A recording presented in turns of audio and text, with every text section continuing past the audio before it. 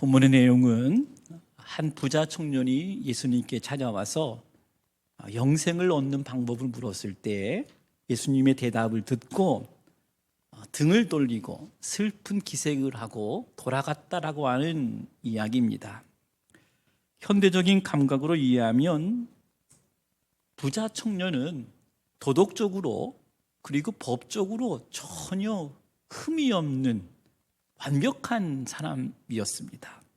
살인도 안 하고 간음도 안 하고 도둑질도 안 하고 부모도 공경했고 그리고 이웃도 사랑한, 이 정도면 아주 훌륭한 그리스도인이라고 해도 손색이 없을 만한 아주 멋진 사람이었습니다.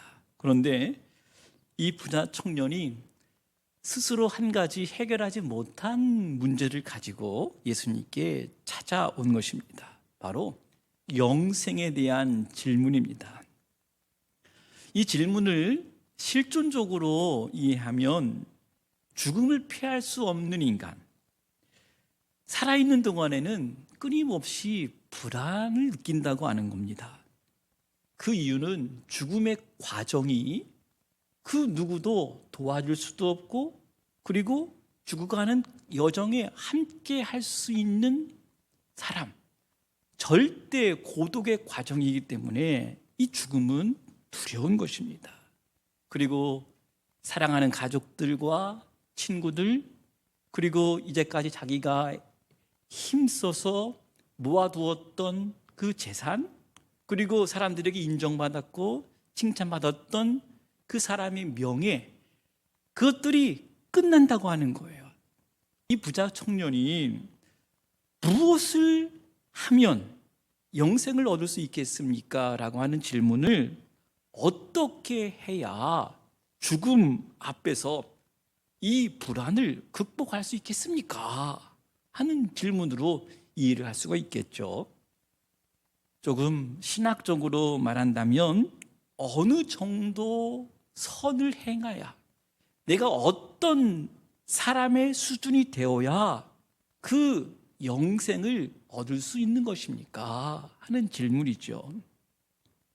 오늘 본문에 보면 예수님과의 대화 속에서 나타난 영생을 얻는다라고 하는 것을 여러 가지 다른 표현으로 나타냈는데, 하나님 나라에 들어간다, 그리고 구원을 얻는다. 특히 마태복음에서는 구원의 의미를 온전하게 되는 것, 그렇게 이해를 할 수도 있습니다. 예수님은 이 질문자의 의도를 아신 것 같아요. 그래서 그 질문에 상응하는 대답, 그리고 또 질문, 그러면서 여러 번 대화가 주고받은 그 내용이 나타나고 있어요. 그리고 한 구절로 이해하면 뭔가 오해할 수 있는 본문도 오늘 함께 읽은 내용에 나타나기도 합니다. 그래서 예수님께서 정말 오늘 본문의 이야기를 통해서 하시고자 하시는 그 핵심 메시지가 뭘까? 그것을 우리가 함께 본문을 살펴보면서 찾아보려고 그래요. 예수님은 어떤 선한 일을 해야 영생을 얻을 수 있습니까? 라는 질문에 예수님은 10계명 중에 6개의 계명을 언급하시면서 계명을 지켜라 하는 말씀을 하셨습니다. 청년은 자신 있게 대답했죠. 예수님, 제가 이 모든 것을 다 지켰는데요. 그런데 청년이 완벽주의자 같아요. 스스로 아직도 뭔가 부족한 것이 있다라고 생각을 했습니다. 그래서 저에게 무엇이 부족한가요? 제가 무엇을 해야 온전해질 수 있겠습니까? 하는 질문을 예수님께 다시 한 것이죠. 이때 예수님이 이렇게 대답을 하셨죠. 내가 온전하여지기를 원한다면 내 소유를 다 팔 수 있겠어? 그 판 것을 가지고 가난한 사람들에게 나눠줄 수 있겠어? 그리고 정말 너는 나를 따를래? 이렇게 대답을 하신 것입니다. 예수님은 아마도 청년이 한 가지 부족한 것, 뭔가 마음에 걸리는 것이 무엇인지 아신 것 같아요. 예수님께서 이 질문을 하신 것을 보면 부자도 율법적으로, 윤리적으로 모범적인 사람이었지만 그래도 한 가지 뭔가 부족한 것, 그것이 바로 재물에 대한 탐욕이었다고 하는 것을 우리가 본문의 이야기를 통해서 살펴볼 수가 있어요. 그런데 여러분, 예수님께서 지금 하신 말씀 있잖아요. 내가 온전하여 지기를 원한다면 소유를 팔아라. 이것을 문자적으로 적용한다면 아마도 많은 기독교인들이 교회를 떠날 것 같습니다. 정말 예수님 말씀대로 부자들은 영생을 얻을 수 없습니까? 낙타가 바늘 구멍에 들어가는 것처럼 어렵다고 그랬는데 정말 부자는 천국 들어갈 수 없는 걸까요? 가난한 사람들만 천국에 들어가는 것일까요? 예수님 부자들 싫어했을까요? 예수님 따라다녔던 사람 중에 부자 없었을까요? 여러분, 지금도 하나님의 일을 하려면 분명 돈이 필요합니다. 그리고 사람도 필요합니다. 깨끗한 부자도 많아요. 여러분, 이 말씀이 영생에 대한 조건이라고 한다면 저는 솔직하게 자신이 없어요. 이 말씀이 영생의 기준이라고 한다면 정말 구원받는 사람들이 얼마나 많을까? 이 말씀은 이렇게 계명을 지키며 살아가는 것이 어렵다. 예수님께서 얼마나 어렵냐라고 하는 비유를 어떻게 들었습니까? 아까 말씀드린 대로 낙타가 바늘 구멍에 들어가는 것처럼 어려운 거다. 비유하면서 설명하신 거예요. 그런데 반전이 일어났습니다. 제자들이 부자 청년이 예수님의 말씀을 듣고 근심하며 돌아가는 모습을 보고 제자들이 예수님께 묻는 장면이 오늘 본문 다음에 나오는데, 그러면 누가 구원을 얻을 수 있습니까? 하는 질문을 새롭게 합니다. 이때 예수님은 그 유명한 말씀을 하셨어요. 사람으로는 할 수 없다. 그러나 하나님으로서는 그 모든 것이 가능하다. 이 말이 무슨 말일까요?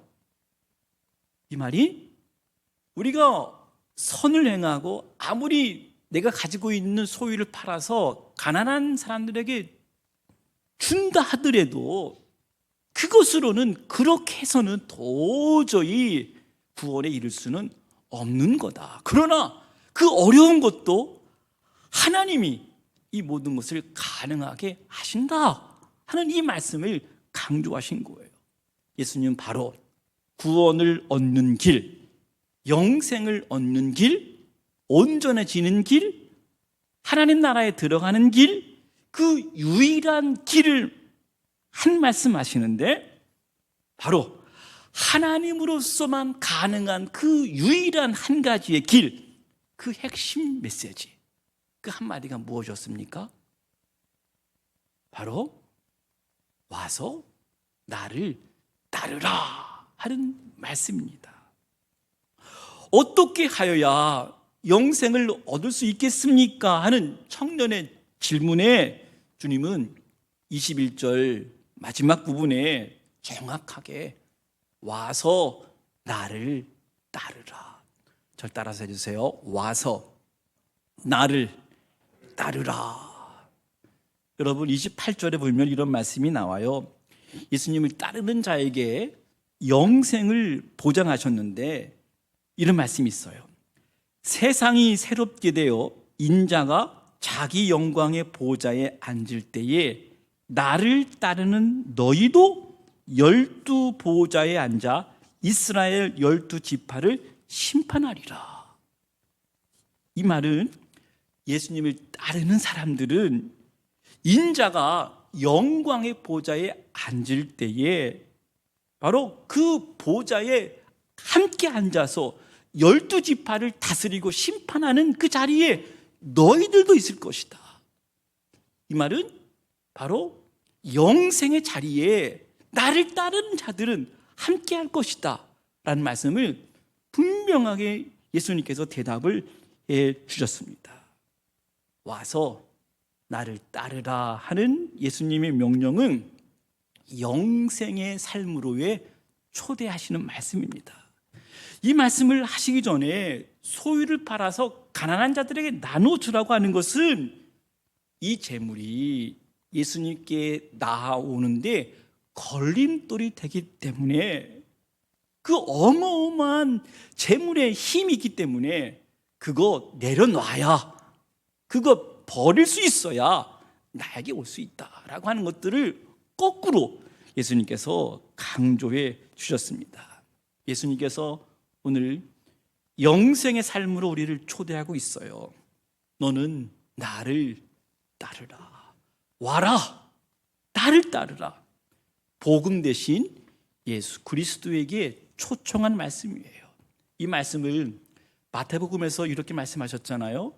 수고하고 무거운 짐진 자들아 다 내게로 오라. 내가 너희를 쉬게 하리라.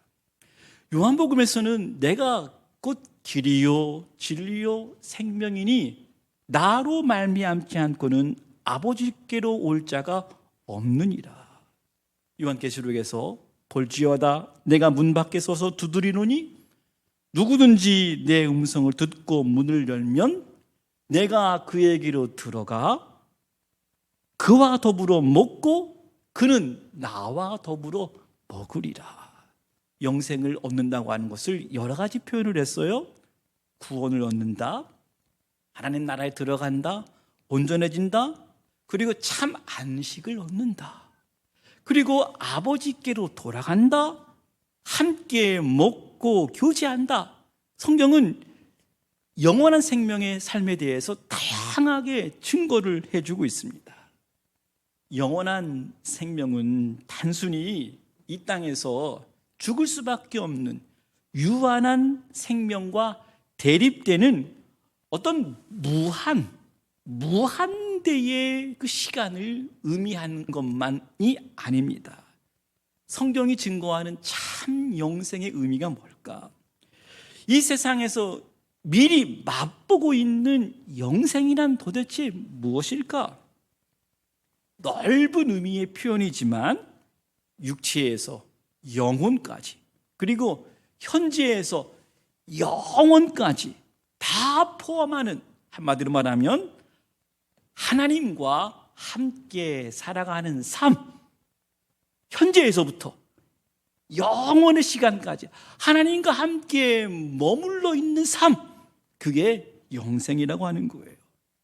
영생이란 다시 태어나는 것이고, 육의 몸에서 영의 몸으로 다시 태어나는 것이고, 이 세상에서 하나님 나라로 들어가는 것이고, 이 세상의 존재가 영원한 존재가 된다고 하는 것입니다.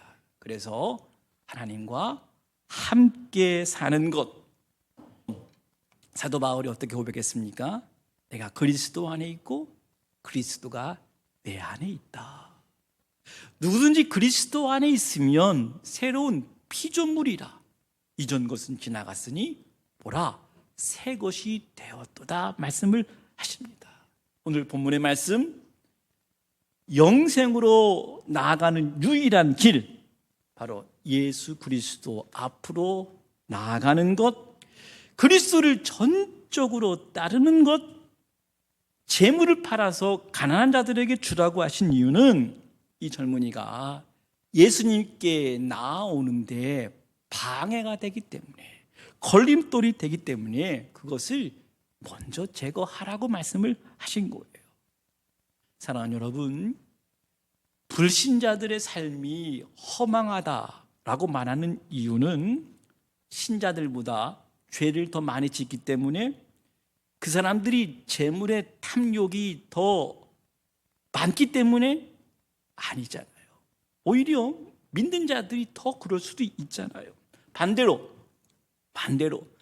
믿는 사람들이 왜 충만한 삶을 살 수 있는가라고 말했을 때 그 사람들보다 죄를 덜 짓기 때문에, 아니면 우리가 선행을 더 많이 하기 때문에 우리의 삶이 충만하다고 말하는 것일까요? 아닙니다.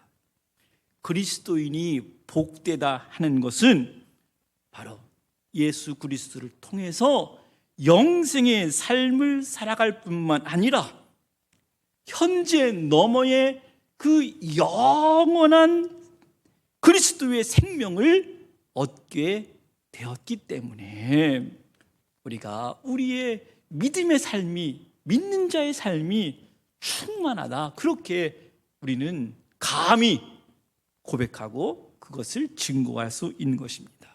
그러니까 불안하거나 초조하거나 세상의 인기와 그리고 명예에 집착하지 않고 살아갈 수가 있는 것이죠. 여러분, 로마서 5장에 보면 그리스도인 됨의 축복, 그 영생의 삶의 축복을 얼마나 아름답게 묘사를 하고 있는지 우리는 알고 있어요. 그러므로 우리가 믿음으로 의롭다 하심을 받았으니 우리 주 예수 그리스도로 말미암아 하나님과 화평을 누리자. 또한 그로 말미암아 우리가 믿음으로 서 있는 이 은혜에 들어감을 얻었으며 하나님의 영광을 바라고 즐거워하느니라. 인생의 삶이란 하나님과 화평을 누리는 삶, 그 영광을 바라보고 그 영광을 즐거워하는 삶, 그 삶을 영생의 삶이라고 말하는 것입니다. 그런데 이 부자 청년은 이 말을 듣고 어떻게 했습니까? 와서 나를 따르라 하는 말을 듣고 청년은 근심해서 슬퍼하며 돌아갔다 그랬습니다. 이 부자 청년은 예수님을 어느 정도 인식을 했어요. 아, 저분은 선을 행하시는 분, 선한 선생님 정도로 인식을 하고 있었고, 그러나 이 청년은 몰랐습니다. 예수님이 하나님의 아들이셨고 그리스도이심을 그는 알지 못한 것입니다. 영원하신 분이 시간 속으로 들어오신 바로 그 메시아, 세상 속으로 내려오신 하나님의 아들 예수 그리스도를 모른 겁니다. 성경은 이렇게 말씀을 하고 있어요. 영생은 유일하신 참 하나님과 그 보내신 자 예수 그리스도를 아는 것이다 말씀을 하셨습니다. 영생은 하나님을 아는 것, 하나님과 함께 사랑하는 것, 그리스도를 아는 것, 하나님과 함께 있는 것. 청년은 영생이신 예수님이 바로 그 앞에 있었지만 그리스도를 알아보지 못했습니다. 사랑하는 여러분, 복음서가 왜 쓰였습니까? 결국은 예수가 그리스도임을 알게 하고 그리스도이심을 믿게 해서 생명을 얻게 하는 것, 영생을 얻게 하기 위해서 이 복음서가 쓰여진 거예요. 거기에 가장 핵심적인 메시지는 나에게 오라, 나를 따르라, 전적으로 나를 따르라. 예수 그리스도로 말미암아 영생의 삶 모르는 사람들, 예수님 안에서 평강과 기쁨과 행복감을 누리는 영생의 그 복된 삶을 누리지 못하는 사람들은 나이 드는 것에 대해서 무척이나 서러울 거예요. 무척이나 괴로울 것입니다. 왜냐하면 죽어가고 있는 자신을 느끼기 때문에 그렇습니다. 아마도 종교 생활을 오래 했어도 그리스도에게 나오지 아니하는 분들은 분명 재산 모으는 것에 집착할 것 같아요. 아직도 사람들의 칭찬과 인정에 굶주린 인생을 살아갈 것 같아요. 아직까지 계속해서 불안하다면 이 시간 묻습니다. 우리가 진정 예수 그리스도를 따르고 있는지, 와서 나를 따르라 하시는 예수님의 말씀에 우리가 반응했는지 사순절 두 번째 주일에 한번 다시 질문합니다. 복음은 단순합니다. 두 가지 반응이에요.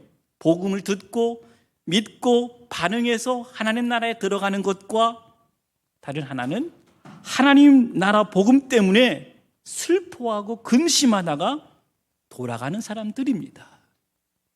여러분, 그리스도에게 등 돌린 사람 언제나 슬픔을 맞게 됩니다.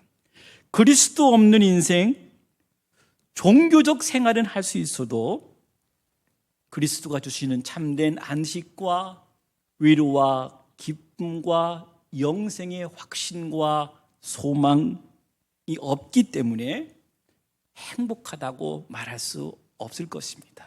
그래서 초조하고 또 불안해하고 또 집착하고 작은 것에 또 우리가 반응하고. 사랑하는 여러분, 기독교 신앙의 핵심은 예수님을 따르는 것입니다. 아니, 예수님만 따라가는 것입니다. 이것도 좋고 저것도 좋은 것이 아니라 이것이냐 아니면 그리스도냐 선택하는 겁니다. 오늘 이 시간 내가 주인 삼은 모든 것 내려놓고 내 주 대신 예수님 앞에 나오십시오. 내가 사랑했던 모든 것 다 내려놓고 주님만 사랑하십시오.